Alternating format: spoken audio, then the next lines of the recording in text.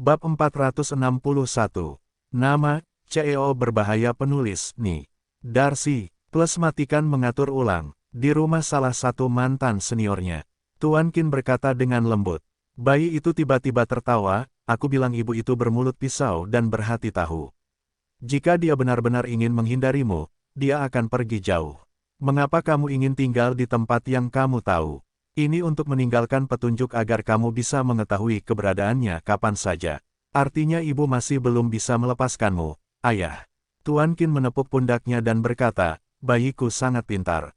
Kita harus mengingat tugas yang kuberikan padamu. Atau perjuangkan hari ini dan bawa ibu pulang, oke. Sekarang dia tidak mau menunggu semenit pun. Hari-hari tanpa istriku sungguh sepi. Rasanya seperti kehilangan jiwaku. Bayi itu menatapnya dan berkata, ayah, aku harus mengatakan yang sebenarnya padamu. Kini sang kakak adalah simpul hati Momi. Ibu tidak akan memaafkanmu sampai dia menemukannya. Tidak mungkin untuk melepaskan ikatan ini. Sekarang meskipun saya mengatakan hal-hal baik untuk Anda, itu mungkin tidak berhasil. Beberapa hal yang ia dapatkan dari pengurus rumah tangga. Ternyata wanita yang menyakiti adiknya adalah seorang fans wanita yang disakiti oleh ayah. Melihat ekspresi kecewa ayah, ia segera berkata, tapi jangan khawatir ayah, aku akan melakukannya katakan lebih banyak hal baik tentangmu. Ibuku adalah mulut pisau dan hati tahu. Saya yakin ini juga akan mempunyai efek tertentu. Tuan Qin menghela nafas secara diam-diam. Pria kecil ini benar-benar pintar. Dia melihat inti masalahnya, yaitu dia baik. Memikirkan wajah cantiknya, dia berkata, adikmu adalah putri kesayanganku. Aku tidak menemukannya hanya untuk memulihkan ibumu. Aku hanya tidak tahu kenapa. Saya belum mendengar kabar dari Anda. Terkadang, ayah sangat ketakutan. Setiap malam dia mengalami mimpi buruk. Dia dikurung di sebuah pulau. Pulau seperti itu dikelilingi air, lalu laut perlahan menenggelamkannya. Sungguh mengerikan. Bayi itu mengalami perang dingin dan berkata, ayah, jangan menakutiku. Itu hanya mimpi. Aku juga sangat merindukan adikku. Dia dan aku adalah yang terbaik di rumah. Lagi pula, masih ada kesenjangan generasi saat berkomunikasi dengan kalian, orang dewasa. Tapi sekarang ibuku sudah tiada, adikku sudah tiada, dan ayahku mencari adikku setiap hari. Aku satu-satunya yang tersisa di rumah sebesar ini. Saya merasa hampa dan kesepian. Tuan Qin berjongkok dan berkata dengan lembut, maaf, ini semua salah ayah. Karena hal-hal lain, biarkan kamu merasa kesepian. Nanti aku akan menghabiskannya lebih banyak waktu bersamamu. Yah, itu hanya lelucon. Saya memiliki penggemar kecil yang mengikuti saya setiap hari. Bagaimana saya bisa bosan? Baby tiba-tiba berkata, sekarang tidak ada yang lebih penting daripada mencari saudara perempuan, aku mengerti. Ayah harus pergi ke perusahaan dan mencari saudara perempuannya setiap hari. Tentu saja dia sangat sibuk. Petik 2, kamu benar-benar bangga pada ayahmu. Saat kamu menemui ibumu nanti, kamu bisa membujuknya. Ibumu sedikit melankolis. Petik 2, aku tahu, dulu aku sengaja mengabaikan ibuku. Malah aku menggodanya. Aku sangat menyayangi ibuku. Hari ini adalah hari ibu. Potret yang kugambar untuk ibuku adalah hadiah yang ingin kuberikan padanya. Penampilan ibu-ibu itu dengan sendirinya akan muncul di pikiranku, dan mau tidak mau aku menggambar semuanya. Iya, ini hari ibu. Jadi kamu bisa menemani ibumu. Terlalu banyak barang yang ditanggungnya akhir-akhir ini. Ada juga tugas agar kamu memotret ibumu. Aku ingin melihat apakah dia gemuk atau kurus sekarang. Baru saja, Paman Yichu mengatakan bahwa dia terlihat sedikit lebih baik sekarang. Dia berkata bahwa dia akan membuatkan makanan lezat untuknya setiap hari. Baby, tiba-tiba berkata, sepertinya ibu, seorang senior, tampaknya sangat baik kepada ibu. Apakah kamu tidak takut, ayah? Jangan bicara omong kosong. Dia adalah teman baik suami dan istri kita. Dasar, kepala kecil, ini sedikit tidak sehat, kata Tuan Qin sambil menepuk kepala bayi itu. Bayi itu berkata salah. Baiklah, cepatlah keluar, jangan biarkan Paman Yi menunggu. Melihat Tuan Qin memimpin seorang anak laki-laki keluar, Yichu tidak bisa menahan tawa. Sayang terlihat seperti Presiden Qin. Anak ini 100% replika Xiatong. Halo, Paman. Bayi itu berkata dengan sopan. Melihat wajah yang familiar ini, Yichu mau tidak mau ingin menggendong bayi itu. Dia dengan sopan dan mengasingkannya, "Paman, ayo pergi. Aku minta maaf membuatmu menunggu." "Nak, kamu terlihat sangat bijaksana. Seperti orang dewasa kecil, ini lebih baik dari Siatong. Seharusnya seperti Anda, Tuan Qin." Yi Chu tidak dapat menahan tawanya. "Kamu mempunyai anakku. Saya akan pergi ke agen detektif untuk melihat apakah ada kabar baik." Qin selalu berpikir baik, mengerutkan kening. Yi Chu berkata dengan tergesa-gesa, "Jangan khawatir, anak itu sangat aneh. Ini akan baik-baik saja." "Paman, apakah kamu kenal saudara perempuanku?" Bao Lian bertanya. Yi Chu memandang manajer umum Qin.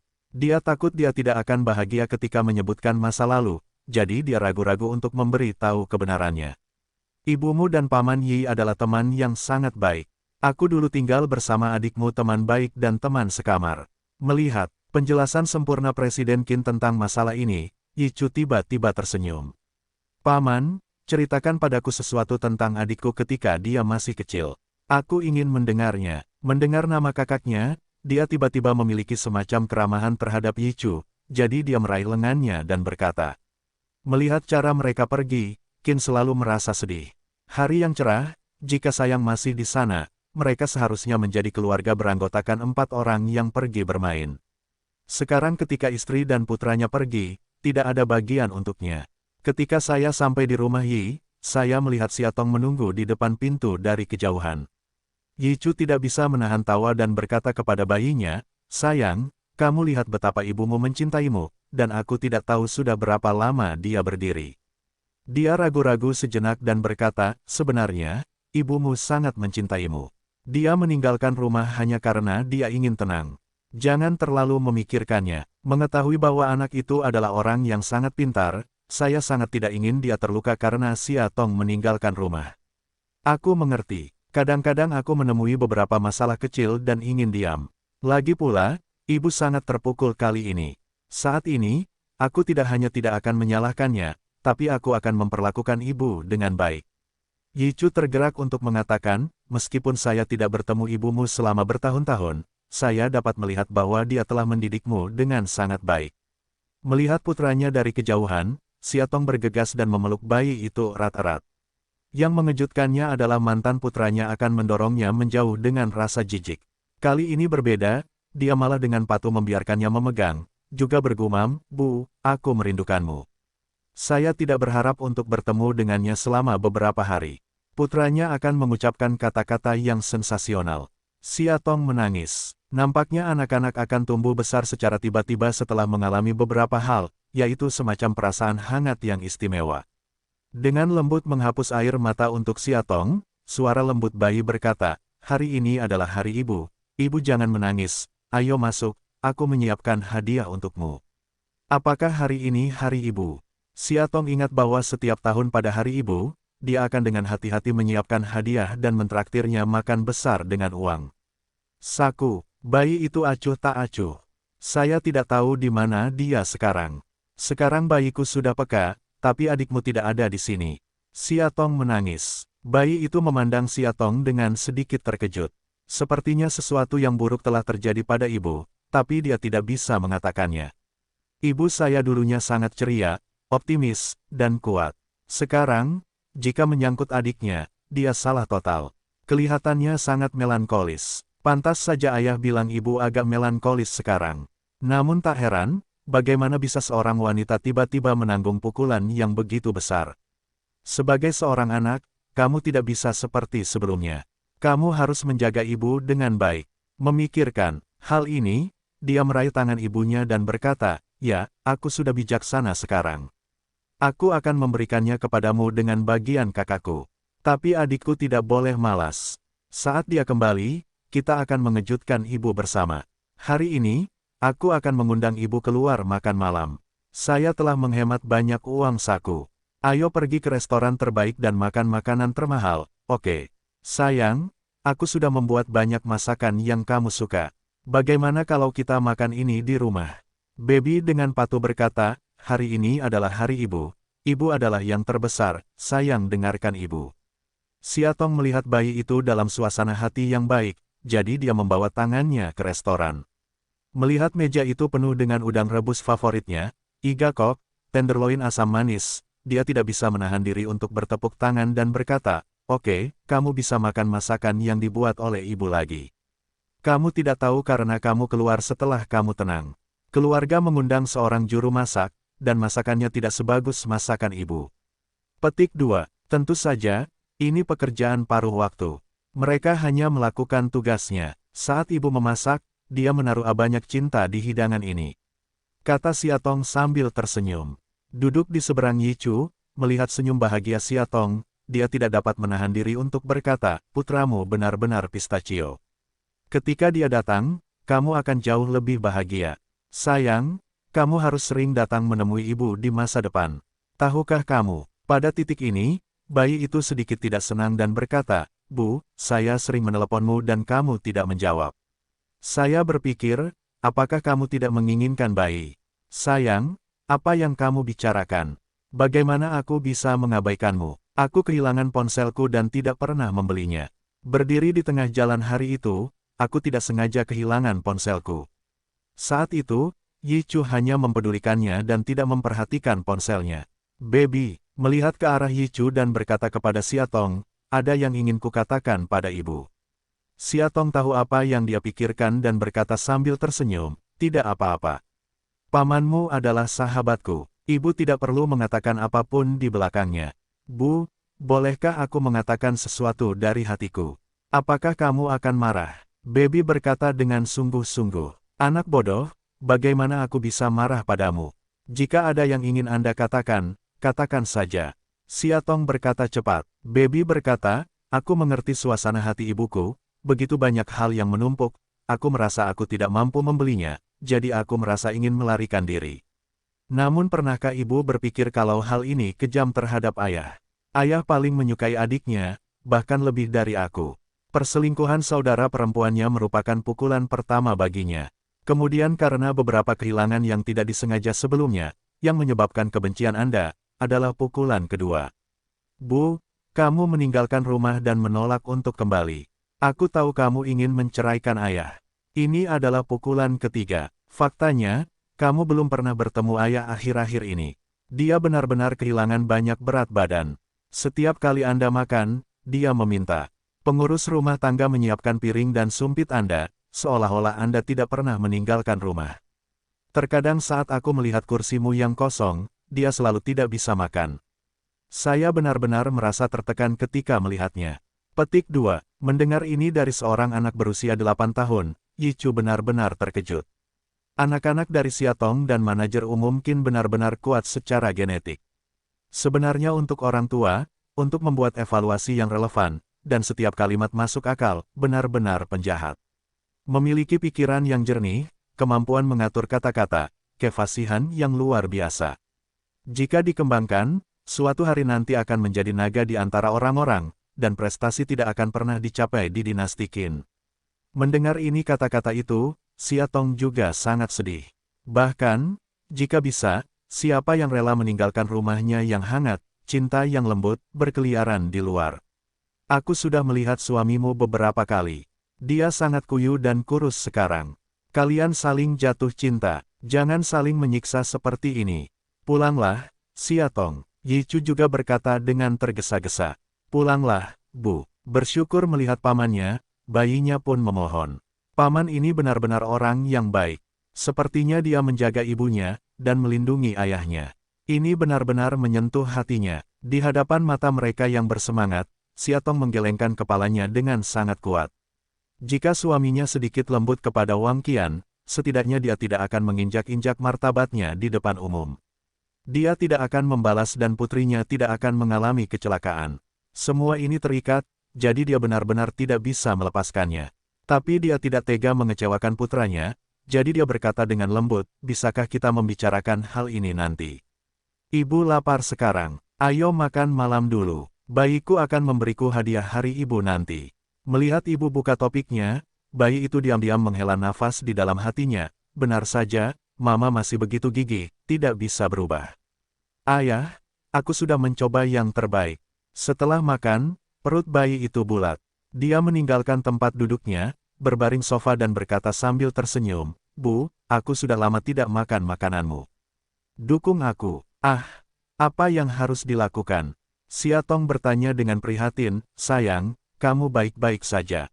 Tidak apa-apa, istirahat saja. Itu disebut dukungan kebahagiaan, kata Baby sambil terkikik. Tidak lagi bangga dengan bayinya, senyumnya begitu cerah, biarkan Siatong tertegun, tanpa sadar membuka tangan bayinya dengan penuh semangat dan berkata, sayang, kamu semakin cantik, ayo sini, izinkan aku memelukmu.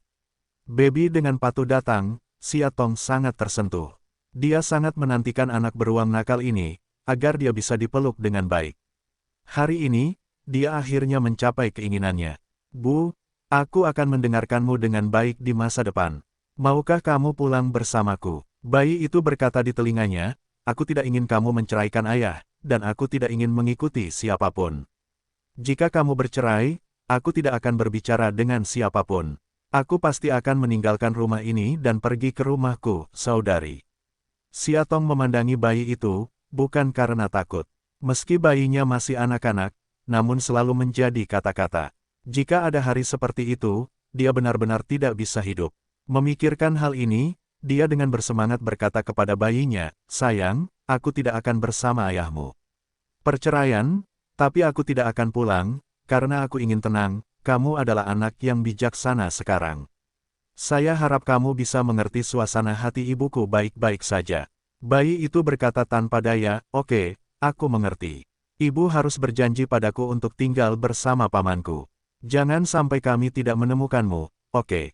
Jika suatu saat saya tidak tahu kemana ibu saya pergi, saya akan sangat sedih. Melihat penampilan serius bayi itu, Siatong mengangguk dan berkata, baiklah, saya berjanji, saya akan tinggal di sini, agar bayinya bisa tenang, bukan? Ngomong-ngomong, hadiah apa yang kamu punya untuk ibu? Melihat Yichu, bayi itu ragu-ragu dan berkata, aku tidak bisa memberikannya padamu di depan pamanku, karena aku minta maaf. Saya ingin keluar jalan-jalan, aku makan terlalu banyak, Yichu berkata dengan penuh minat. Siatong berkata dengan cepat, Yichu, kemana kamu akan pergi di bawah terik matahari? Sayang, mari kita bicara tentang hadiah di kamarku. Petik 2, ya, Paman, Anda adalah tuan rumahnya di sini. Kita semua adalah tamu. Bagaimana kita bisa mengajak tuan rumah berjalan-jalan? Kata bayi itu sambil tersenyum. Meskipun dia tidak banyak berhubungan dengan pamannya, kini dia menyadari bahwa dia memiliki perasaan yang baik terhadap pamannya.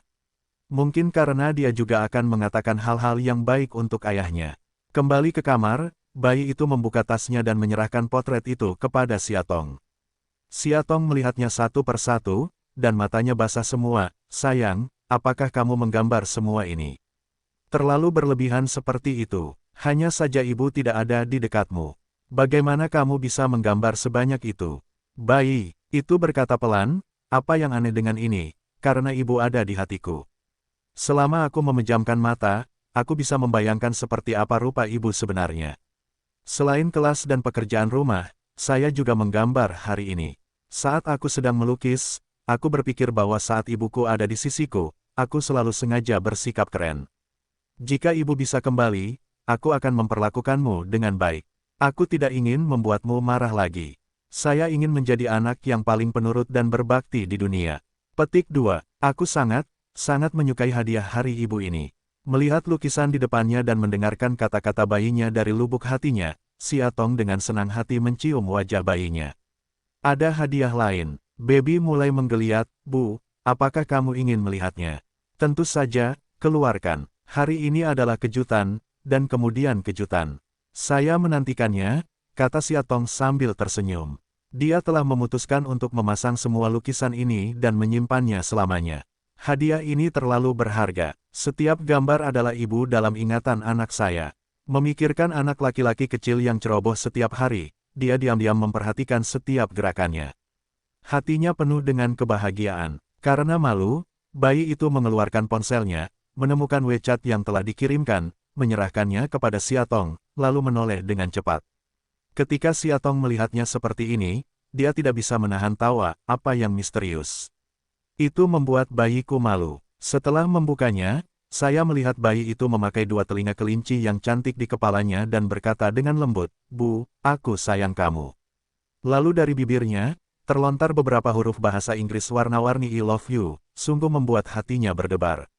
Melihat ekspresi malu bayi itu, dia tahu betapa dia sangat mencintai dirinya sendiri untuk merekam video seperti itu sesuai dengan sifat arogannya. Terima kasih sayang, sudah memberikan begitu banyak kejutan pada ibu. Kamu membuat ibu merasa sangat senang dan bahagia, dan ibu sangat mencintaimu. Cinta terbaik yang bisa diberikan seorang ibu kepada anak-anaknya adalah ditemani.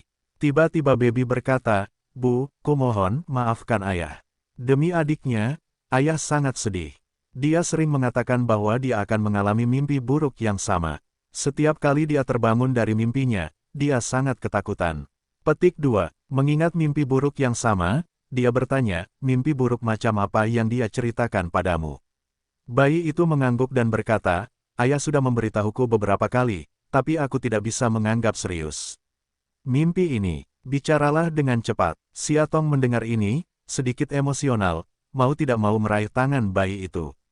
Sakit, Bu, kata Baby cepat. Siatong mendengar di sini, menahan hati dari mania yang tidak bisa dijelaskan, melepaskan tangan bayi itu, berulang kali berkata, maaf sayang, ibu terlalu gugup. Bu, santai saja, itu hanya sebuah mimpi. Ayah bercerita bahwa dia sering bermimpi adiknya dikurung di pulau yang dikelilingi laut. Dan laut perlahan aku menenggelamkan adikku, ya Tuhan. Siatong berteriak, ya, itu dia. Aku juga punya mimpi yang sama, jadi itu benar. Itu adalah mimpi bagi kita. Apakah dia mati di pulau itu? Memikirkan hal ini, dia sangat sedih dan bergumam, jika putriku meninggal, apa arti hidupku? Apa arti hidupku? Melihat ibu baik-baik saja tadi, dia tiba-tiba berubah menjadi seperti ini. Bayi itu bergegas keluar kamar, meraih tangan Yichu dan berkata kepadanya, Paman, kamu harus segera pergi menemui ibuku. Dia terlihat sangat buruk. Ketika Yichu masuk ke kamar, dia melihat Siatong duduk di sana, mengulangi kalimat, bukankah anak baik itu telah meninggal, ini mimpi. Dia menanyakan alasannya dengan cepat, lalu berkata kepada Siatong, Siatong, coba tarik napas dalam-dalam, rileks, dan katakan pada dirimu sendiri bahwa mimpimu salah, semuanya salah. Inilah yang dia dan Li Xin pelajari. Dikatakan dapat meringankan beberapa gejala penderita depresi. Tapi Siatong sepertinya tetap berada di dunianya sendiri dan bergumam pada dirinya sendiri, aku mati. Dia tidak bisa menahan diri untuk tidak berkata kepada bayinya, sayang, kamu tunggu di sini dengan patuh, aku akan membawanya ke dokter. Apakah ibuku sakit? Bayi itu bertanya dengan khawatir. Melihat serangan Siatong lebih serius, Yichu dengan cepat berkata, aku akan memberitahumu nanti. Dia mengeluarkan ponselnya dan menelepon Li Xin, Li Xin, maaf mengganggumu saat istirahat makan siang. Terdengar tawa jelas Li Xin, tidak apa-apa. Anda boleh mengganggu saya kapan saja. Yichu langsung menuju ke tema dan berkata, iya. Siatong sangat tertekan sekarang. Bolehkah aku membawanya ke sana? Aku benar-benar tidak bisa menenangkannya. Dia di sini. Li Xin mendengarkan nada cemasnya dan berpikir, kapan Yichu akan begitu mengabdi pada bisnisku? Ada apa dengan ibuku? Bayi yang tenang itu jelas ketakutan, Paman, kenapa Mama mau ke psikolog? Bukankah mereka yang punya masalah psikologis perlu ke psikolog? Psikiater adalah teman kita. Aku akan membawa ibumu ke sana. Itu hanya obrolan santai antar teman. Prosesnya mudah. Jangan khawatir tentang hal itu. Yichu berkata cepat. Saat ini, suasana hati Siatong sedikit lebih stabil, dan dia dengan cepat berkata kepada Yichu, aku baik-baik saja. Hari ini adalah hari ibu, dan sulit bagi bayinya untuk datang. Lebih baik aku pergi keluar bersama anak-anakku daripada Li Xin. Yichu mengedipkan mata pada bayi itu, dan dia segera mengerti. Dia berkata kepada Siatong dengan suara lembut, Bu, karena kita hanya mengobrol dengan teman, kita akan pergi dan melihat-lihat. Aku akan ikut denganmu juga. Setelah bertemu teman-temanku, aku akan mentraktirmu dan paman makan besar, oke? Melihat bayinya begitu pintar, Yichu mau tak mau mengangguk. Siatong diberkati memiliki anak seperti itu. Siatong memandang bayi itu dan Yichu, lalu berkata sambil tersenyum, oke, dengarkan kamu. Yichu dan Bao-Bao sedang berjalan di kedua sisi Siatong. Siatong tiba-tiba berkata, saya merasa sangat beruntung memiliki anak yang baik dan orang kepercayaan. Jika ayah ada di sini, itu akan lebih sempurna. Tiba-tiba Sayang berkata, Awalnya dia ingin membicarakan adiknya, tapi sekarang dia tidak berani. Karena menemukan hal yang sangat mengerikan, selama nama adiknya disebutkan, ibu akan menjadi sangat sedih, emosinya tidak terkendali. Apakah ibu mengalami depresi seperti itu? Dia memutuskan untuk pulang dan memeriksanya di internet. Sesampainya di klinik psikologi, bayi itu menghela nafas dalam hati, untungnya sama sekali tidak seperti rumah sakit. Desainnya semua berwarna biru, kelihatannya sangat segar, mungkin karena warnanya yang biru, ada alasan untuk menenangkan orang, turun. Seorang wanita keluar dari dalam dan melihat bahwa dia juga mengenakan rok biru muda dengan rambutnya tersebar acak. Tampaknya alis dan matanya sangat lembut, ada semacam kekuatan yang bisa membuat orang tenang. Maafkan aku, Li Xin. Sekarang istirahat makan siang. Maaf mengganggu Anda. Li Xin menggelengkan kepalanya dan berkata, teman sekelas lama, jangan katakan itu. Aku sudah memberitahumu sejak lama bahwa temanmu adalah temanku, dan Xia Tong serta aku juga sangat ramah. Xia Tong, ayo masuk, dan ngobrol. Dengan kata-kata ini, dia maju untuk memegang tangan Xia Tong. Mereka dekat dengan alam seperti teman. Dia menoleh ke arah Yi Chu dan berkata, aku sudah mengatur untukmu dan anak ini. Kamu akan mengikuti perawat nanti. Sayang melihat pemandangan seperti itu, hanya menghela nafas panjang. Untunglah psikiater ini sama sekali tidak berpenampilan seperti dokter, hanya seperti teman ibu. Mari kita tunggu di sini, kata Yi Chu. Saat ini, seorang perawat datang dan berkata, maaf, Anda adalah Tuan Yi Chu. Tuan Li meminta saya untuk mengantar Anda ke kantor untuk minum teh sore. Di bawah kepemimpinannya, mereka datang ke kantor Li Xin dan melihat satu set sofa kulit Italia, satu set perangkat teh di atas meja teh, dan banyak makanan ringan lezat. Tidak usah buru-buru. Perawat keluar dan menutup pintu. Makanlah camilanmu, sayang. Yi Chu mulai membuat teh kungfu. Saya tidak dapat melihat bahwa Li Xin benar-benar menikmati hidup. Keluar dari pintu ini, Tuan Li yang tenang dan rasional. Bersembunyi di kantor, sedikit minuman teh, camilan kecil, tanpa diduga adalah sepotong makanan. Aku tidak bisa memakannya, Paman. Katakan sejujurnya, ada apa dengan ibuku? Baby sangat ingin mengetahui keadaan mama yang sebenarnya. Baru saja, matanya tampak kusam. Sepertinya ada sesuatu yang salah. Yi Chu mendengarkan kata-katanya dan ragu-ragu. Awalnya, sepertinya tidak nyaman berbicara dengan anak seperti Bao Bao, tetapi dia sangat berbeda dari anak-anak lainnya. Sejujurnya, dari IQ hingga ketenangan, mereka jauh melampaui kebanyakan anak-anak, bahkan orang dewasa. Mungkin yang terbaik adalah memberitahu dia keadaan ibu yang sebenarnya. Memikirkan hal ini, Yi Chu berkata, sebenarnya, ibumu menderita depresi. Ini benar-benar depresi. Saya biasa membaca berita bahwa orang dengan penyakit ini akan bunuh diri. Terakhir kali di berita, bayi itu melihat hal yang mengerikan. Seorang wanita muda dengan depresi melompat dari balkon sambil menggendong putranya yang baru lahir. Pada akhirnya, tidak ada ibu maupun anak yang selamat. Memikirkan hal ini, dia tidak bisa menahan diri untuk tidak menggigil. Bisakah ibu juga? Jangan khawatir, ibumu termasuk depresi ringan.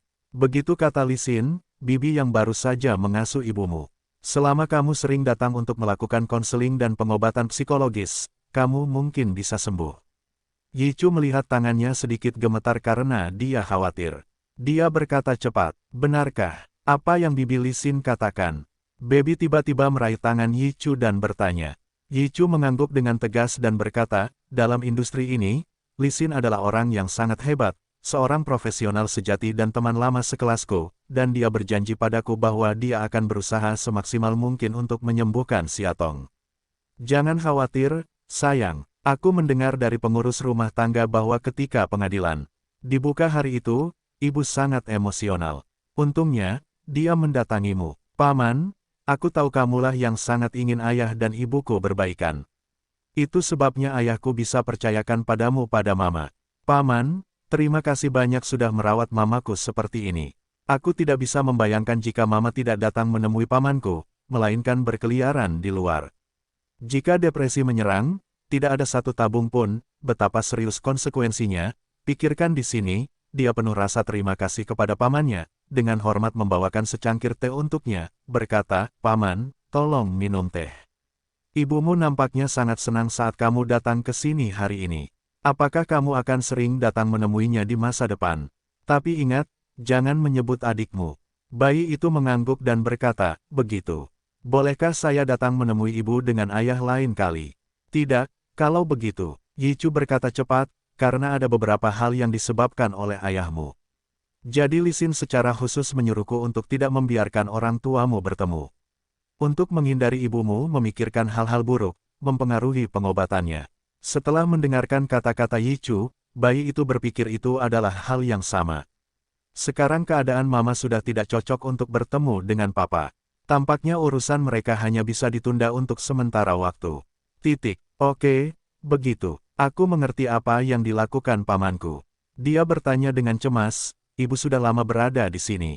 Aku tidak tahu apa yang terjadi sekarang.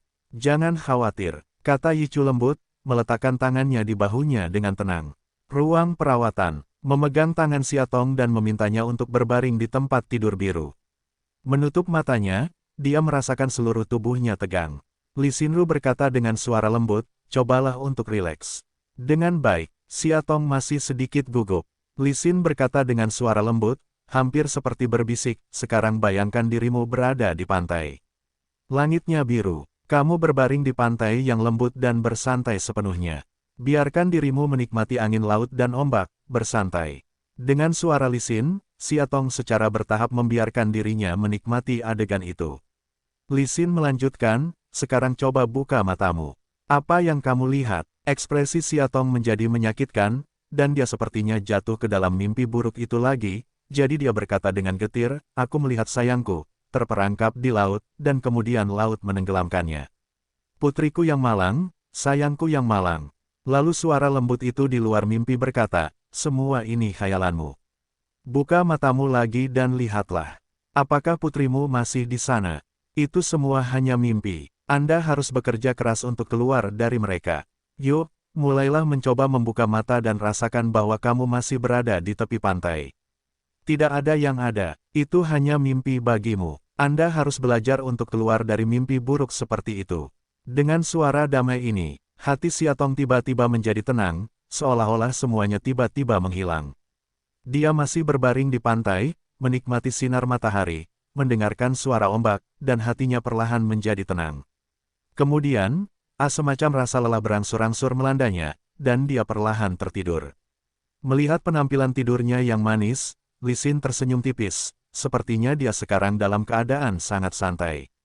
Dia telah memberikan petunjuk psikologisnya, dan ketika dia mengalami mimpi buruk serupa di masa depan, dia secara alami akan memainkan peran petunjuk psikologis, biarkan dia menyingkirkan mimpi buruknya dan bangun sesegera mungkin. Melihat lingkaran hitamnya, saya tidak bisa bangun selama 1 atau 2 jam. Perawatan hari ini telah mencapai hasil awal. Dari sudut pandang ini, meski dia terlihat sedikit kuyu, namun ciri wajahnya sangat tampan, dan memiliki daya tarik yang sangat istimewa, dan ada sedikit perubahan dari saat saya membaca. Saat aku membaca, aku sangat penasaran seperti apa rupa adik perempuan Yichu yang masih SD. Dia pernah diam-diam pergi menemui Xiatong, tetapi hanya melihat profilnya, meskipun dia tidak bisa melihat wajahnya dengan jelas saat itu. Dia mengenakan kemeja putih sederhana dan celana jeans, pipinya berwarna putih merah, sangat cantik. Membaca di bawah naungan pepohonan belang-belang, terlihat sangat sunyi dan lembut. Temperamen seperti itu sangat mirip dengan Yichu. Dia memelototinya dengan tajam. Faktanya, Li Xin juga sangat kusut. Jika dia sembuh, tidak akan ada kesempatan untuk bertemu Yichu. Jika Anda tidak menyembuhkannya, pikirkan dia dan dewa laki-laki Yichu siang dan malam. Saya khawatir mereka akan berada dalam dilema. Dia ingin berdiri. Daripada menjaga wanita menjijikkan di sini, dia lebih baik pergi mengobrol dan minum teh dengan dewa laki-laki. Ketika dia sampai di kantor, dia mendengar Yichu mengobrol dengan anak itu. Dia mendorong pintu hingga terbuka dan masuk. Melihatnya masuk, Yichu dan Bao-Bao berdiri dan bertanya dengan cemas, bagaimana kabar ibuku? Bagaimana kabar Xiatong? Li Xin berkata sambil tersenyum, kalian lihat kalian berdua sangat gugup. Jangan khawatir, setelah psikoterapi tadi, menurutku efeknya bagus. Karena dia sepenuhnya mengikuti petunjuk psikologisku, dan tidak memiliki perasaan perlawanan sedikitpun. Ini sangat bagus, Saya bisa memberikan petunjuk psikologisnya dengan lancar, biarkan dia menyimpan petunjuk itu di dalam hatinya. Lain kali dia berada dalam situasi yang sama, dia akan mencoba keluar dari situ sendiri. Meskipun kata-kata ini membiarkan Yichu, dengarkan sedikit berkabut, tapi dia mengerti kalimat yang paling penting. Siatong telah meningkat sampai batas tertentu. Ini hanya pengobatan pertama. Tampaknya situasinya sangat optimis. Bolehkah aku menemuinya sekarang? Ya, aku juga akan menemui ibu. Bayi itu pun berkata dengan penuh semangat. Li Xin berkata sambil tersenyum, psikoterapi kami berbeda dengan pengobatan penyakit semacam itu. Ketika pasien paling santai, dia biasanya tertidur. Saya rasa Siatong tidak bisa beristirahat dengan baik untuk waktu yang lama. Biarkan dia selamat tidur. Memikirkan begitu banyak malam ketika aku bangun, aku melihat lampu di kamarnya menyala. Yichu mengangguk dan berkata, ya, dia benar-benar sudah lama tidak bisa tidur nyenyak. Mendengar ini, Li Xin melihatnya sekilas dan sangat tidak senang. Siatong tidak tidur. Bagaimana dia tahu? Apakah keraguan yang sama? Bayinya lebih lugas. Dia dengan penasaran bertanya, ibuku tidak tidur, bagaimana paman tahu? Petik 2. Karena aku tidur di ruang tamu, aku bisa melihat lampu di kamar. Jangan kira anak-anak itu bengkok. Kalau dipikir-pikir sofa di ruang tamu, memang ada kuil dan bantal. Bayi itu berkata sambil tersenyum malu, paman, aku tidak ingin menjadi bengkok. Aku hanya bertanya dengan santai. Jangan terlalu bijaksana. Aku tidak peduli, selama kamu tidak peduli. Kata Yichu sambil tertawa. Melihat Yichu dan anak itu terlihat sangat dekat, Li Xin bertanya sambil tersenyum, kalian berdua, besar dan kecil, pasti sudah saling kenal sejak lama karena kalian bisa banyak bicara. Bayi itu berkata sambil tersenyum, aku juga sangat menyukai pamanku, tapi kami baru bertemu hari ini. Hari ini, ibuku meminta pamanku untuk mengajakku bermain. Begitulah cara kami bertemu. Li Xin berkata sambil tersenyum, kupikir itu adalah hubungan yang sangat dekat ketika aku melihatmu saling menghitamkan seperti ini. Ini adalah takdir antar manusia, bukan? Ya, aku juga suka bayi. Aku terlalu bijaksana dan pintar. Orang dewasa biasa tidak bisa menandinginya dalam hal IQ. Yichu dengan tulus berkata, gen orang tuamu sangat kuat. Kamu adalah anak yang luar biasa dengan kebijaksanaan ayahmu dan perhatian ibumu. Paman, jangan puji aku seperti itu. Bayi itu merasa malu dengan pujiannya. Dia segera mengubah topik pembicaraan dan berkata kepada Li Xin, Bibi, aku benar-benar berterima kasih. Pada awalnya, ibuku tiba-tiba kehilangan kendali atas suasana hatinya. Aku benar-benar takut. Aku tidak menyangka hilangnya saudara perempuanku membuat ibu begitu terkejut, pukulan besar yang dideritanya karena depresi. Berkat bibiku, suasana hati ibu Mimi menjadi stabil. Ibuku meminta bibiku untuk merawatnya. Secangkir teh ini untukmu. Bibiku menggunakannya. Bayi itu dengan hormat memberikan secangkir teh kepada Li Xin. Dia menatap anak di depannya dan sangat cemburu.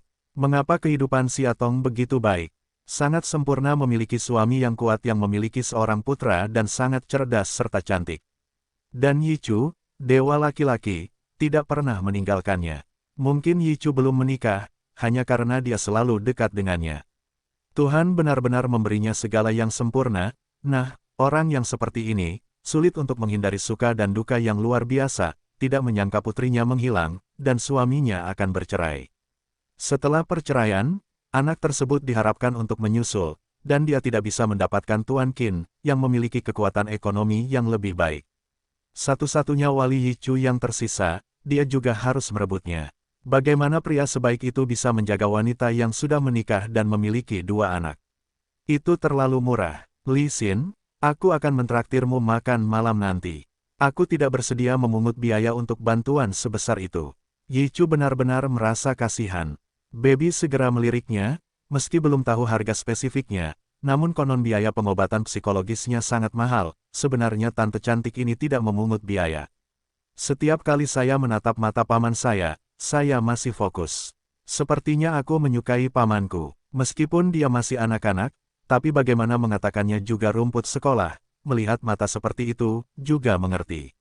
Dia merasa bahwa paman dan bibinya sepertinya masih cocok. Dia dengan cepat berkata, hari ini adalah hari ibu. Aku mengundang ibu untuk makan malam besar. Juga dengan tulus mengundang, paman dan bibi bersama, oke. Kamu tidak bisa menolak permintaan anak yang begitu tulus. Melihat penampilannya yang lucu, Yichu berkata sambil tersenyum, saya tahu, kami tidak akan menolak, bukan? Li Xin, melihat dia menggunakan kami untuk menelepon mereka untuk pertama kalinya, Li Xin menjadi sedikit bersemangat dan dengan cepat berkata, ya, tidak ada yang bisa menolak anak yang begitu manis. Ayo pergi ke sana ketika ibumu bangun. Aku sudah mengaturnya, agar perawat bisa datang kapan saja. Kurasa kamu kurang tidur akhir-akhir ini. Aku khawatir ini akan sangat larut. Ayo, nak, kita beri sedikit bantalan hati dulu. Bayi itu menggelengkan kepalanya dan berkata, Bibi, terima kasih. Aku tidak terlalu suka makanan manis. Kakakku sangat menyukainya. Li Xin berkata sambil tersenyum, bisakah kamu berbicara denganku tentang adikmu? Semakin banyak kamu tahu tentang dia, akan semakin bermanfaat bagi perawatan ibumu. Berbicara tentang adiknya, bayi itu segera membuka kotak obrolan, saya kakak adalah gadis yang aneh. Bisakah ini lebih baik darimu? Kata Yichu sambil tersenyum. Bayi itu secara alami berkata, tentu saja, tapi ini adalah cara yang tepat untuk anak perempuan. Mereka terlihat energi dan ceria. Saya tidak suka gadis yang duduk di sudut dan tidak berbicara dalam waktu lama. Yichu tiba-tiba merasa, ternyata ibumu adalah seorang gadis yang duduk di pojok dan tidak berbicara lama, tapi dia adalah gadis yang sangat bijaksana. Perhatian bayi itu berhasil dialihkan, apakah ibuku wanita seperti itu? Tidak, menurutku dia sangat suka mengobrol. Terutama di depan ayahku, aku tersenyum begitu cerah. Dan itu sangat lucu. Halloween lalu, dia meminjam topeng hantu dari kami untuk mematikan lampu di kamar tidurnya. Lalu ketika ayah masuk, dia menyalakan wajahnya dengan senter dan memintanya keluar untuk menakutinya. Hahaha. Apakah ayahmu takut? Yichu tidak menyangka bahwa Xiatong yang lembut memiliki semangat yang begitu kuno. Kemudian saya tidak tahu bahwa saya adalah pria yang sedemikian rupa sehingga saya tidak dapat mendengarkan dari sudut. Bayi itu berkata dengan acuh tak acuh. Li Xin berkata, saya bisa membayangkan pemandangan itu pada waktu itu. Saya pasti terkejut pada awalnya. Namun, menurut aura Tuan Qin, saya tidak takut. Paling-paling, ini agak tidak terduga. Kemudian mereka menikmati malam Halloween yang sangat manis, mungkin dengan memakai topeng. Mendengarnya, berbicara begitu jelas, Yichu terbatuk dengan tidak wajar, menandakan bahwa anaknya ada di sana, tetapi dia tidak dapat berbicara dengan bebas. Tidak, aku sudah terbiasa. Terkadang ketika saya ke dapur untuk mencari makan, saya sering melihat pemandangan yang tidak cocok untuk anak-anak. Mereka selalu berpelukan. Ketika Yichu mendengar ini, dia senang dan sedih. Dari kata-kata bayi itu, dia dapat mendengar bahwa Xiatong dan suaminya hidup bahagia. Kalau tidak, setelah menjadi ibu dari 2 anak, dia berubah menjadi seorang anak. Benar-benar milik perempuan dalam hati memikirkan berpura-pura menjadi hantu untuk menakut-nakuti suaminya. Ekspresi wajahnya membuat Li Xin merasa sedikit sedih. Begitu aku mendengar bahwa Xiatong dan suaminya sangat baik dan Yichu begitu tenang, aku tidak bisa menahannya. Sepertinya dia benar-benar tidak merendahkan Xiatong. Sekarang dia meminta libur panjang untuk mengurus Xiatong. Mereka lelah bersama hampir setiap hari. Jangan bosan dengan apapun. Yichu, sekarang adalah waktu yang paling kritis untuk pengobatan.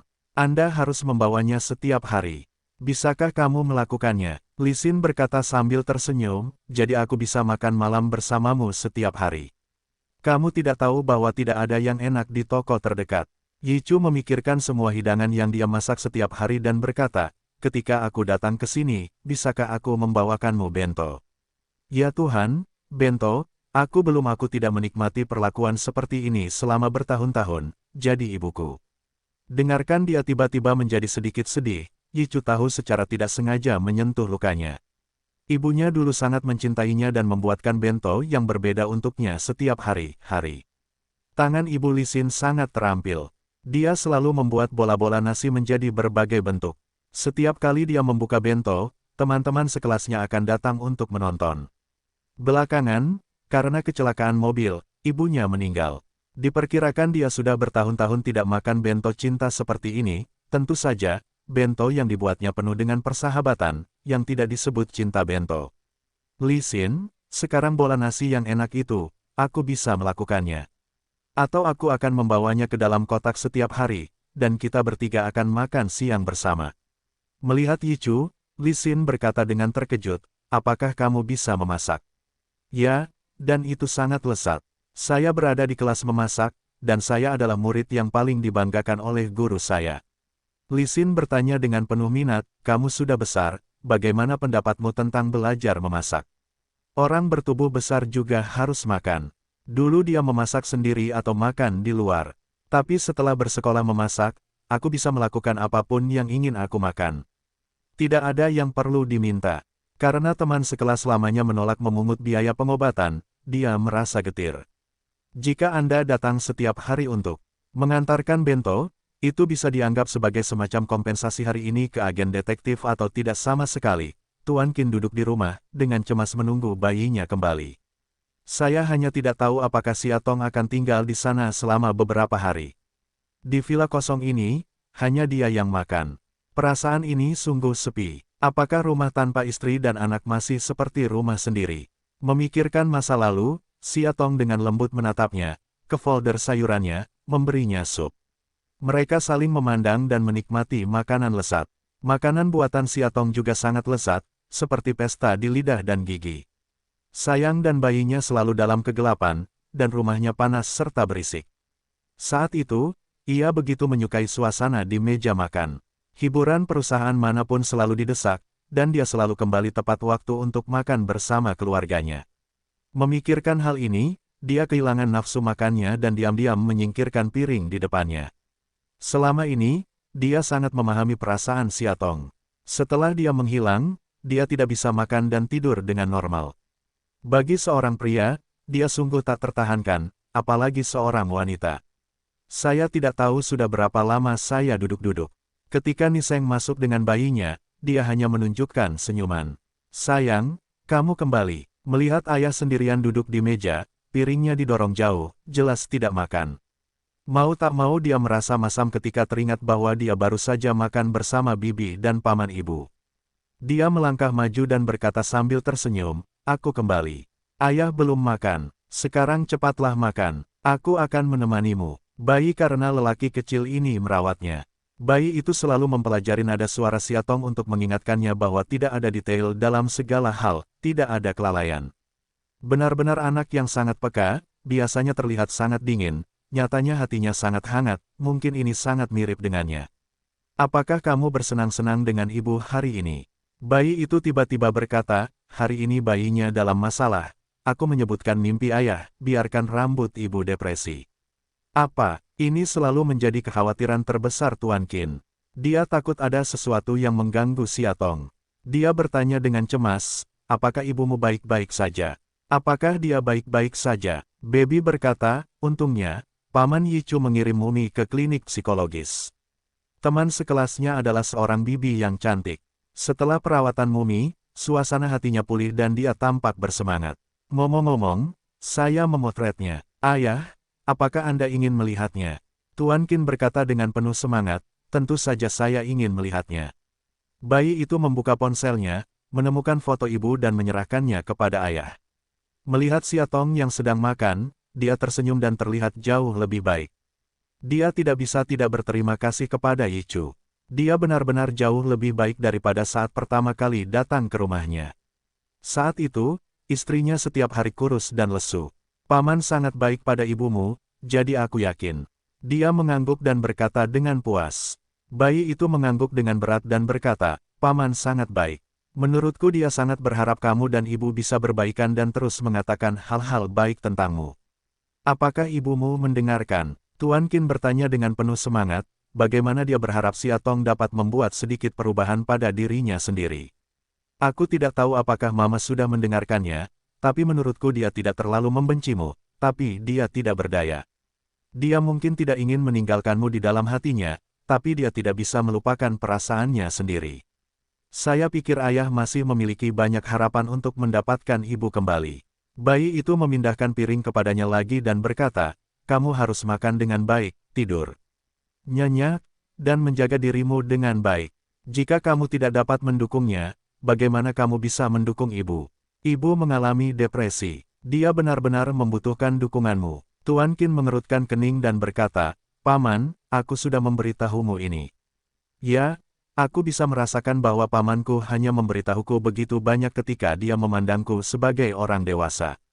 Untuk ini, bayi itu sangat berterima kasih. Jika pamannya menganggapnya sebagai seorang anak untuk selingkuh, dia akan sangat sedih." Tuan Qin menepuk pundaknya dan berkata, "Tentu saja, bayi Qin sudah seorang pria kecil. Memang benar memilih untuk memberitahumu." Melihat makanan yang ada di hadapannya, kini baginya makanan bukan lagi makanan, melainkan semacam energi. Banyak hal di perusahaan yang perlu diperhatikan. Dibutuhkan kekuatan fisik untuk menemukan seorang anak perempuan. Istrinya juga membutuhkan dukungan yang luas sekarang, dan putranya membutuhkan perawatan yang penuh perhatian. Seperti yang dikatakan bayi itu, dia tidak boleh jatuh, dia harus kuat. Melihat ayah mulai makan, bayi itu mengangguk dan berkata, "Itu saja." Meskipun ibu mengalami depresi, saya dapat melihat bahwa jika dia tidak sakit, dia sangat keras dan kuat. Ayah adalah idola di hatiku. Dia pasti tidak lebih buruk dari ibu. Petik 2. Apakah ibumu lebih baik? Jauh lebih baik. Dia normal ketika dia tidak sakit. Dia tidak memiliki perasaan melankolis itu. Dia berbicara dengan paman dan bibinya dengan gembira. Psikiater, Bibi Lisin, tampaknya memiliki perasaan yang baik terhadap pamannya. Baby tiba-tiba berkata, Tuan Qin tidak menyukai anak-anak. Dia terlalu banyak bicara tentang masalah emosional.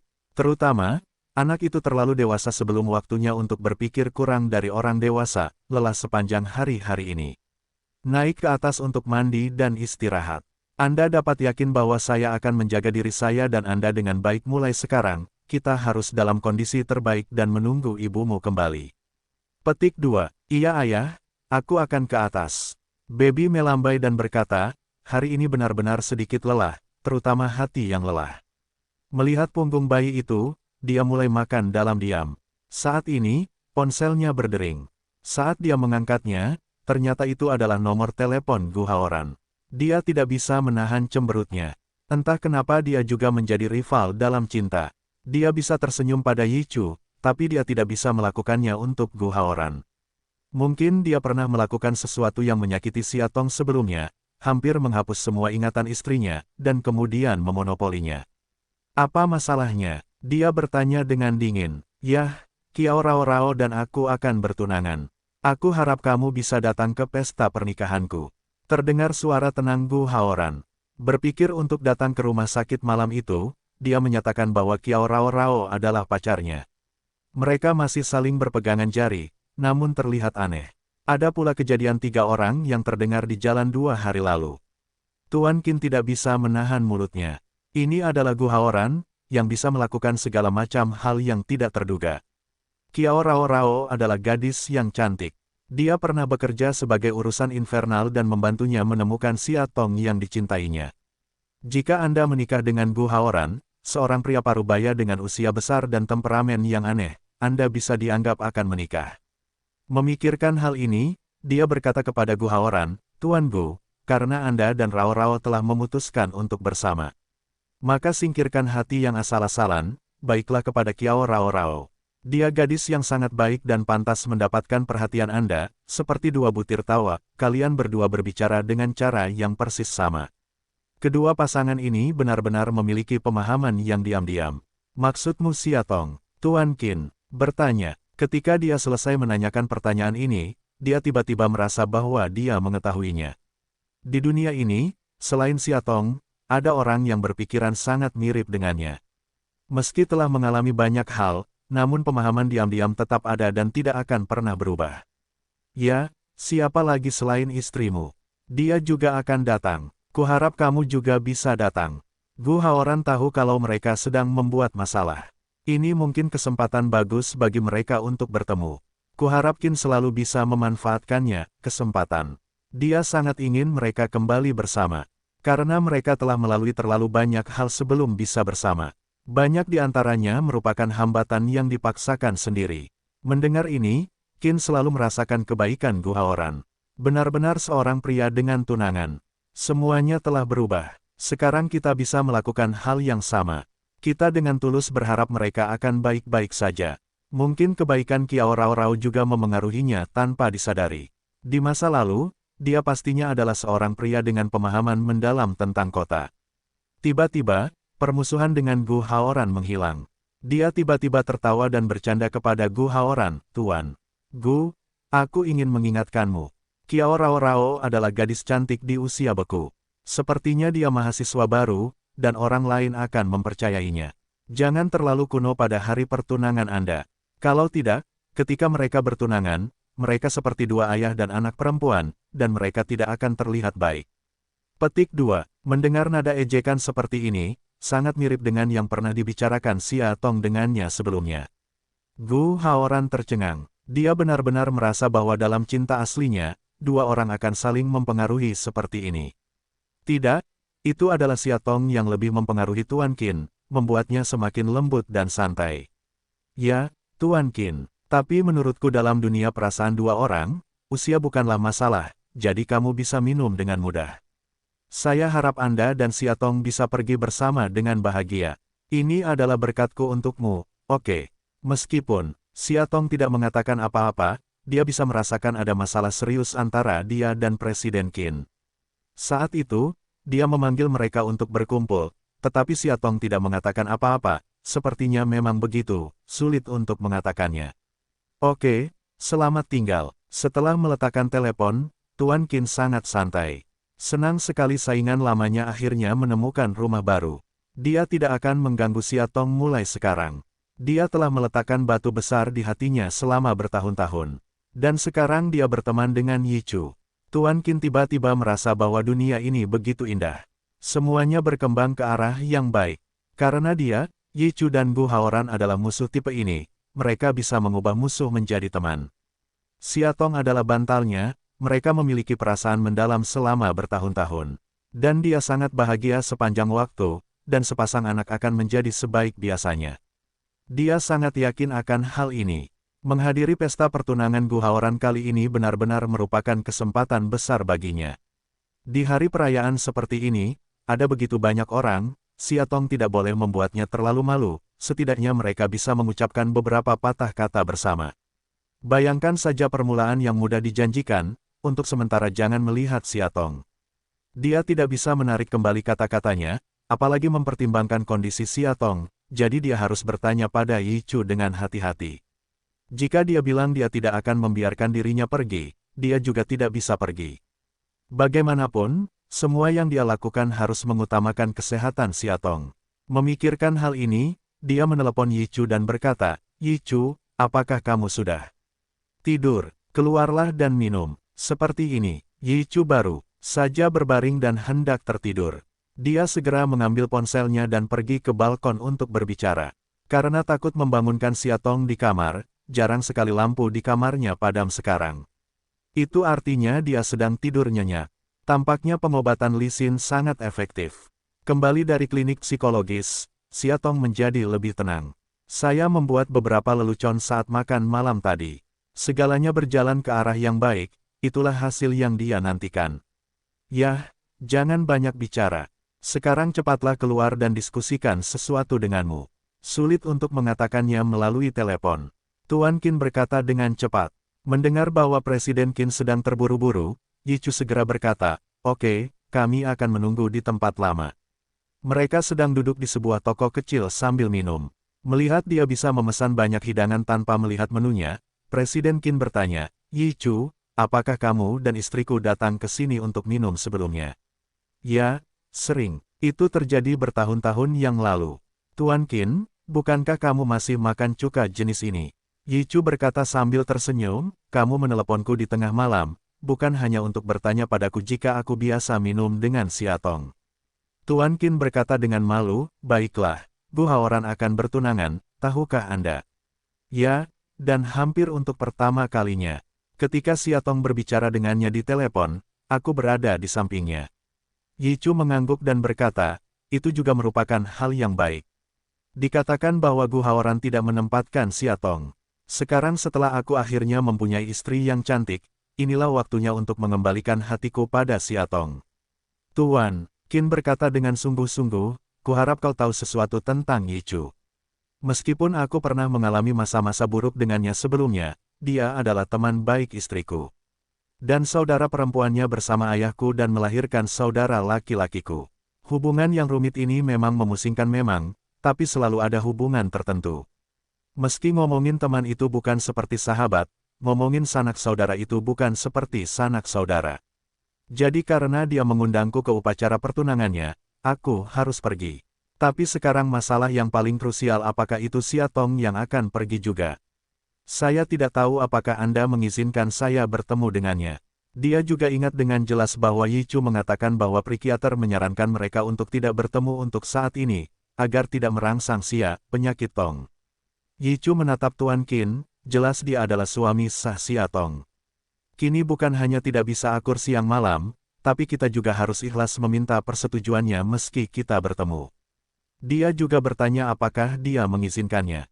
Dia tampak menyedihkan. Sepertinya dia adalah wali Siatong. Nada suara Tuan Qin yang meminta pendapat hampir membuatnya merasa sedikit bersalah. Oke, Tuan Qin, jika hari pertunangannya tiba, Anda boleh pergi. Dia menambahkan, tapi jangan terlalu dekat dengan Siatong, dan jangan menyebut namanya di depannya. Baru-baru ini, begitu dia menyebutkannya, dia akan menjadi melankolis, terkadang bahkan ingin bunuh diri. Jangan salahkan saya karena terlalu bertele-tele. Saya benar-benar tidak ingin dia mengalami kecelakaan lagi. Saya juga berpikiran sama. Jika itu buruk bagi Siatong, saya tidak akan pernah melakukannya. Kata Tuan Qin. Dengan persetujuan Yichu, dia merasa sangat bahagia. Sudah berapa lama dia tidak bertemu Siatong? Jika suatu hari seperti 3 musim gugur, sudah berapa tahun berlalu? Aku tahu kamu mencintai istrimu. Ayo minum. Yichu mengangkat gelasnya dan menyentuhnya dengan ringan. Tuan Qin tiba-tiba berkata sambil tersenyum, Yichu, apakah masakanmu sangat enak? Saya telah menggemukkan istri saya selama jangka waktu ini. Jika terus seperti ini, saya akan memiliki dagu ganda dan lingkaran renang. Petik 2. Hahaha, aku di kelas memasak. Dan dia tidak bisa makan apapun. Aku hanya memaksanya makan 5 kali sehari. Itu sebabnya dia menanam sedikit daging. Aku tidak bisa menahannya. Tuan Qin berkata sambil tersenyum, ini benar-benar kontribusi yang luar biasa. Saya harus bersulang untuk Anda. Saya akan meminumnya dulu. Dia menghabiskan segelas besar bir. Faktanya, ini sangat berbeda dengan minum whisky di bar. Ini sangat menyenangkan. Saat kamu berbaikan, bisakah kita minum di sini bersama Siatong? Kamu harus bekerja keras. Tuan Qin. Yichu menepuk bahu Qin Zongde dan berkata, oke, saya akan meminumnya juga. Aku berharap kamu dan suami istrimu bisa kembali bersama dan bahagia selamanya. Aku menyukainya. Ayo kita minum lagi. Tuan Qin berkata sambil tersenyum. Sebelumnya saya tidak mengenal Siatong, dia tidak pernah datang untuk makan di toko sekecil itu. Dia selalu merasa kebersihannya sedikit mengkhawatirkan. Tapi sekarang dia merasakannya. Toko kecil semacam ini jauh lebih nyaman daripada klub-klub kelas atas. Saya bisa makan daging, minum anggur, dan mengobrol dengan teman-teman saya. Sungguh luar biasa. Satu-satunya penyesalan adalah istri saya tidak datang. Akan lebih baik jika 3 orang bisa minum bersama. Tidak, akan lebih baik jika 4 orang. Apa yang terjadi padamu dan Prikiater? Setelah beberapa minuman, dia tidak bisa menahan diri untuk bangun. Yichu tidak bisa menahan tawa, apa yang harus dilakukan? Kamu bilang, dengarkan omong kosong anakmu, itu teman sekelasku. Jika ada sesuatu, saya akan melakukannya. Kami adalah bagian dari 2 orang yang telah berpapasan berkali-kali dan tidak dapat menimbulkan percikan api meskipun kami melepaskan lengan baju kami. Petik 2. Putraku sangat dewasa sebelum waktunya dan memiliki pemahaman yang baik tentang dirinya. Jika kamu tidak peduli padanya, dia pasti jatuh cinta padamu. Kata Tuan Qin, saya tidak bisa membicarakan pikiran gadis itu, hanya saja dia sangat baik sebagai sahabat, apalagi setia. Kali ini untuk membantu pengobatan Siatong, tidak ada 1 sen pun. Aku akan membuatkan sesuatu yang enak untuknya setiap hari, dan itu akan menggantikannya. Petik 2. Tuan Qin berkata dengan serius, sebenarnya, kamu tidak muda. Jika kamu melihat yang benar, jangan bertanya terlalu banyak. Kamu tahu, sekarang bahkan Gu Haoran sudah bertunangan. Mungkin dia akan menikah nanti. Tidak banyak yang bisa diharapkan dalam pernikahan. Bukankah pernikahan adalah kuburan cinta? Yichu melambaikan tangannya. Tahukah kamu, Banyak orang bilang pernikahan adalah makam cinta. Ini saat paling membahagiakan untuk jatuh cinta. Menurutku itu sama sekali tidak benar. Yang lain tidak tahu, kamu harusnya tahu. Kamu lihat aku dan Siatong jatuh cinta, juga tidak berbicara dengan baik. Hanya saja dua orang terus berputar-putar, dan mereka tidak selalu bisa bersama. Pertama kamu kembali bersamanya. Aku salah paham denganmu. Lalu Gu Haoran. Singkatnya, segala macam kekacauan. Aku tidak merasakan kebahagiaan seperti itu sampai kita menikah. Karena setiap pagi, begitu kamu membuka mata, kamu dapat melihat orang yang paling kamu cintai, dan kamu bisa menggendongnya ketika kamu mengulurkan tanganmu. Ya, sangat senang. Yi Chu bergumam. Saat ini, Qin sedikit mabuk. Dia tiba-tiba bertanya pada Yi Chu, apakah kamu belum benar-benar menjatuhkan Siatong? Yi Chu berkata terus terang, apakah menurutmu Siatong, gadis seperti ini, dapat dengan mudah mengecewakan orang? Dia ada di hatimu. Dia akan selalu menjadi gadis seperti dulu. Tuan Qin tersenyum. Iya, hatiku selalu seperti dulu. Suka duduk di bawah pohon sambil membaca, angin dengan lembut meniup rambutnya, seakan mengeluarkan wangi yang tenang seperti bunga bakung. Merasa bahwa dia telah melakukan kesalahan, dia tidak dapat menahannya. Melihat manajer umum Qin, di depan suami Siatong, sepertinya tidak baik membicarakan dia seperti ini. Pertama kali saya melihatnya, saya tidak merasakan apapun. Awal mula kami sedikit tidak pantas untuk anak-anak. Tepatnya, kami adalah tipe cinta pernikahan.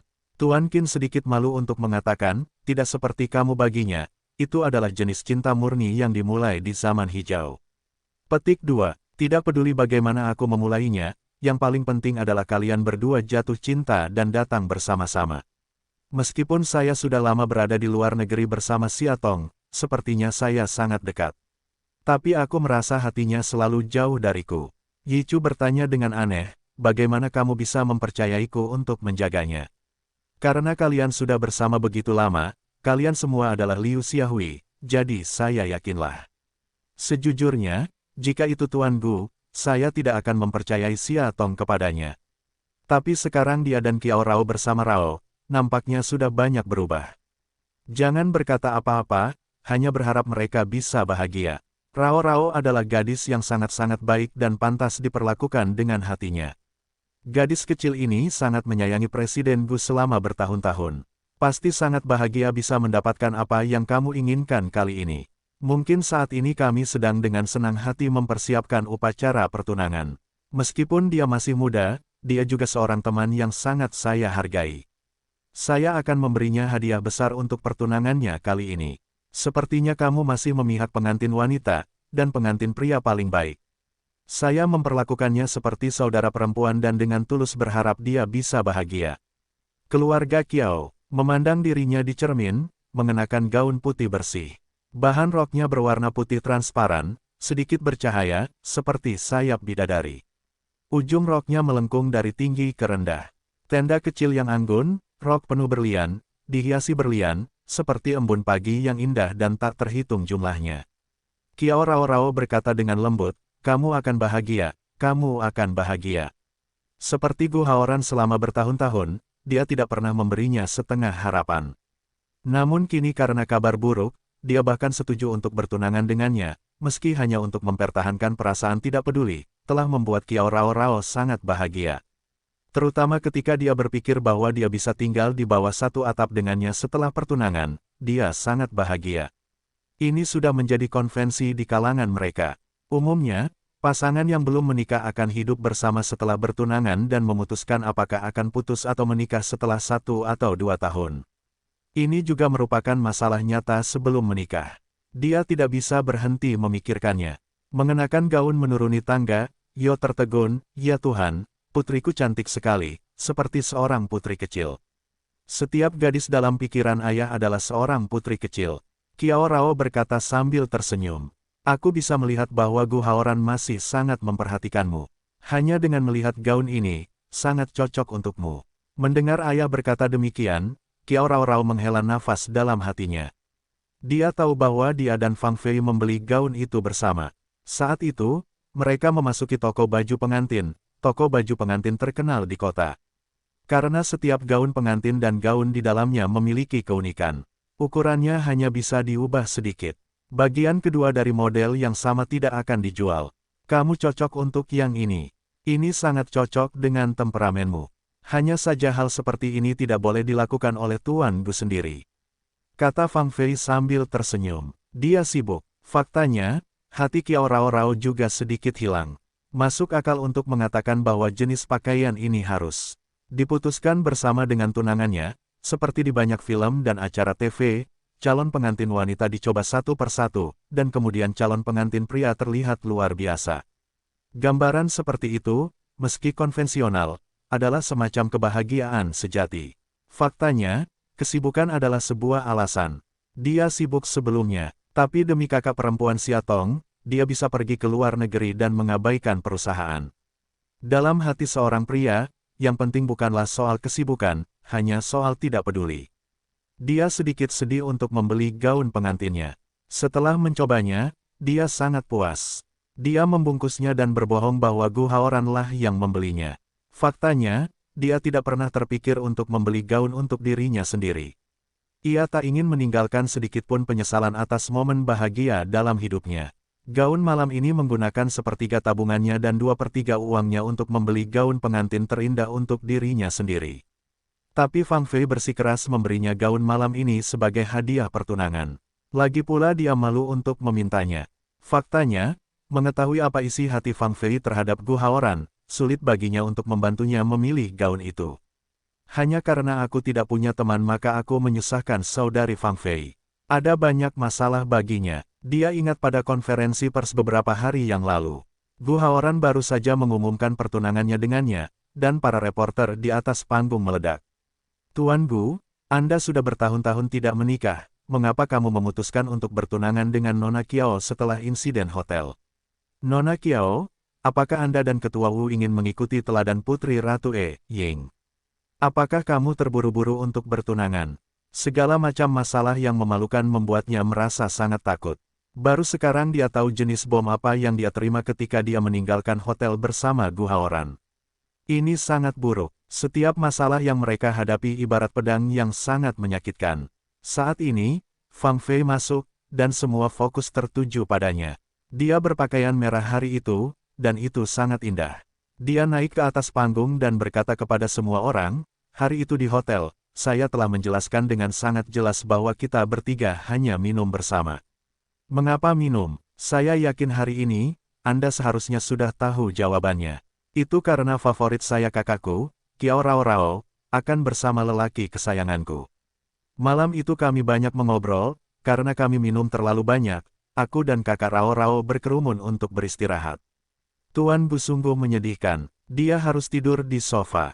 Ketika dia mengatakan ini, semua orang tertawa. Adikku dan teman baikku, Tuan Gu, sudah bersama. Aku dengan tulus mendoakan mereka baik-baik saja. Pada saat yang sama, aku harap kamu tidak mencoba menyakiti adikku lagi. Saat ini, seorang reporter di bawah panggung bertanya dengan suara keras, Ketua, apakah Anda bekerja sama dengan mereka dalam pertunjukan? Fang Fei berkata sambil tersenyum, jika Gu selalu menjadi orang yang saya suka, siapakah saya, Ketua Kekaisaran? Lagi pula aku akan mengambil alih dia. Mengapa saya harus bermain dengan mereka? Kita semua adalah pria dan wanita yang belum menikah. Saya bisa bersaing secara adil dengan Rao Rao Mei. Leluconnya, membuat semua orang tertawa. Suasana tegang tadi menjadi jauh lebih santai. Dalam beberapa hari, mereka akan bertunangan. Mari kita doakan mereka bahagia selamanya. Fang Fei berkata dengan tulus. Saat itu, Qiao Rao memandang Fang Fei dan merasa iri. Di bawah pengepungan orang-orang, saya merasa sedikit bingung, tetapi saudara perempuan saya berbeda. Tampaknya begitu mudah untuk mengontrol situasi di tempat kejadian, dan ini adalah tampilan yang mudah. Dia menoleh dan menatap Gu Haoran, yang juga menghargainya. Pada saat itu, Qiao Rao memiliki gagasan aneh bahwa dia dan Gu Haoran adalah orang-orang yang sama. Semuanya sama, sangat kuat sehingga mudah untuk menjadi fokus. Sedangkan untuk diriku sendiri, aku merasa seperti Jasper. Lagi pula aku tidak bisa berada di atas panggung. Jangan berpikir banyak, ayo berfoto bersama. Fang Fei merangkul bahunya dan berkata dengan lembut. Baiklah, ayo pergi. Yo selalu mengulurkan tangannya kepada putrinya. Kiao Rao Rao meletakkan tangannya di lengannya dan merasa sangat bahagia. Ayah, aku benar-benar tidak sanggup menanggungmu. Hari ini hanya pertunangan, tapi ayah tidak tahu kenapa. Dia senang dan sedih. Jika ini hari pernikahanmu, aku tidak bisa menahan tangis, ucap Jo jujur. Perasaan seperti ini bukan hanya terjadi saat ini. Sejak Kiao Rao mengumumkan bahwa dia akan bertunangan dengan Presiden Gu, dia tidak bisa tidur di malam hari setiap malam. Saya selalu takut akan dianiaya oleh Presiden Gu ketika saya menjadi putri biji mata saya. Lagi pula, cinta di antara mereka terlalu timpang, hampir semuanya dibayar oleh putri mereka sendiri, dan Gu selalu menjadi orang yang acuh tak acuh. Entah sampai saat itu, dia benar-benar bisa menjadi menantunya. Hati Kiao Rao Rao juga sangat sedih. Meskipun dia belajar di luar negeri, dia hanya bisa kembali tinggal bersama ayahnya di liburan musim dingin dan musim panas, tapi ini berbeda dengan perpisahan yang sebenarnya. Jika mereka benar-benar bersatu dengan Gu Haoran di masa depan, mereka akan memiliki keluarga kecil sendiri, dan mereka tidak akan mampu menanggung kegembiraan seperti sekarang. Mengingat dia sudah bertahun-tahun tidak berbakti kepada ayahnya, tapi dia hanya fokus mengejar cinta, dia merasa sangat bersalah. Mungkin orang terkadang selalu melakukan hal ini, mengabaikan kerabat terdekatnya. Dia juga dengan enggan berkata, jika suatu hari, ayah, sebaiknya ayah tidak menangis. Kalau tidak, aku tidak bisa menahan tangis. Aku tidak terlihat baik saat menangis dengan riasan. Yo tidak bisa menahan tawa dan berkata, aku akan berusaha menahan diri dan menjadikanmu pengantin tercantik di dunia.